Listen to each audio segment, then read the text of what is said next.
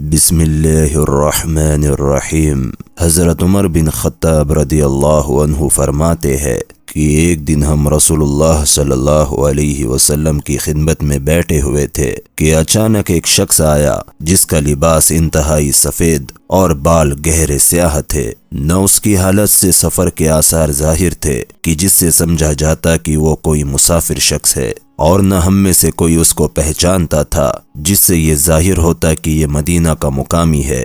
بہرحال وہ شخص رسول اللہ صلی اللہ علیہ وسلم کے اتنے قریب آ کر بیٹھا کہ اپنے گھٹنے آپ صلی اللہ علیہ وسلم کے گھٹنوں سے ملا لیے اور اپنے دونوں ہاتھ اپنی دونوں رانوں پر رکھ لیے۔ اس کے بعد اس نے عرض کیا، اے محمد، مجھے بتائیے کہ اسلام کیا ہے؟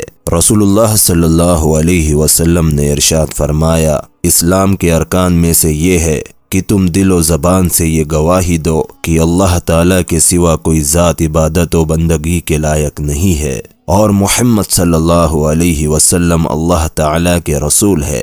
نماز ادا کرو، رمضان کے روزے رکھو، اور اگر بیت اللہ کے حج کی طاقت رکھتے ہو تو حج کرو۔ یہ سن کر اس شخص نے کہا، آپ نے سچ فرمایا۔ حضرت عمر رضی اللہ عنہ فرماتے ہیں، ہمیں اس شخص پر تعجب ہوا کہ سوال کرتا ہے گویا کہ جانتا نہ ہو، اور پھر تصدیق بھی کرتا ہے جیسے پہلے سے جانتا ہو۔ پھر اس شخص نے عرض کیا، مجھے بتائیے کہ ایمان کیا ہے؟ تو آپ صلی اللہ علیہ وسلم نے ارشاد فرمایا، ایمان یہ ہے کہ تم اللہ کو، ان کے فرشتوں کو، ان کی کتابوں کو، ان کے رسولوں کو اور قیامت کے دن کو دل سے مانو، اور اچھی بری تقدیر پر یقین رکھو۔ اس شخص نے عرض کیا کہ آپ نے سچ فرمایا۔ پھر اس شخص نے عرض کیا کہ مجھے بتلائیے کہ احسان کیا ہے؟ تو آپ صلی اللہ علیہ وسلم نے فرمایا، احسان یہ ہے کہ تم اللہ تعالیٰ کی عبادت اور بندگی اس طرح کرو گویا کہ تم اللہ کو دیکھ رہے ہو، اور اگر یہ کیفیت نصیب نہ ہو تو پھر اتنا تو دھیان میں رکھو کہ اللہ تعالیٰ تمہیں دیکھ رہے ہیں۔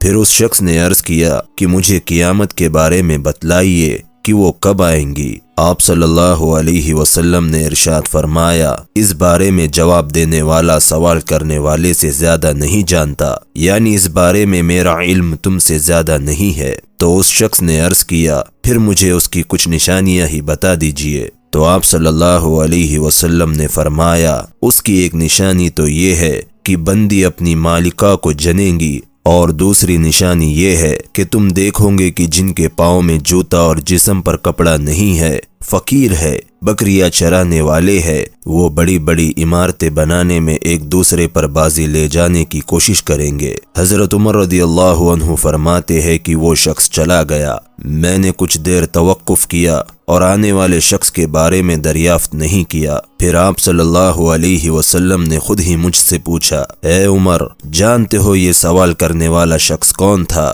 میں نے عرض کیا، اللہ ان کے رسول ہی زیادہ جانتے ہیں۔ تو رسول اللہ صلی اللہ علیہ وسلم نے ارشاد فرمایا کہ یہ جبریل علیہ السلام تھے جو تمہارے پاس تمہارا دین سکھانے کے لیے آئے تھے۔ یہ حدیث مسلم شریف کی ہے، اور اب اس حدیث کا فائدہ بھی سن لیجئے۔ حدیث شریف میں قیامت کی نشانیوں میں باندی کا اپنی مالکہ کو جننے کا ایک مطلب یہ ہے کہ قیامت کے قریب والدین کی نافرمانی عام ہو جائیں گی، یہاں تک کہ لڑکیاں جن کی طبیعت میں ماؤں کی اطاعت زیادہ ہوتی ہے، وہ بھی نہ صرف یہ کہ ماؤں کی نافرمان ہو جائیں گی بلکہ الٹا ان پر اس طرح حکم چلائیں گی جس طرح ایک مالکہ اپنی باندی پر حکم چلاتی ہے۔ اسی کو رسول اللہ صلی اللہ علیہ وسلم نے اس عنوان سے تعبیر فرمایا ہے۔ دوسری نشانی کا مطلب یہ ہے کہ قیامت کے قریب مال و دولت ان لوگوں کے ہاتھ میں آ جائیں گی جو اس کے اہل نہیں ہوں گے، ان کی دلچسپی اونچے اونچے مکانوں کے بنانے میں ہوں گی، اور اسی میں ایک دوسرے پر بازی لے جانے کی کوشش کریں گے۔ اگر آپ کو یہ حدیث پسند آئی ہو تو اس ویڈیو کو ایک لائک کر کے اس حدیث کو سبھی کے ساتھ شیئر کر دے، اور اپنے نبی کی بات کو آگے پہنچانے کے اجر و ثواب کو حاصل کرے۔ السلام علیکم۔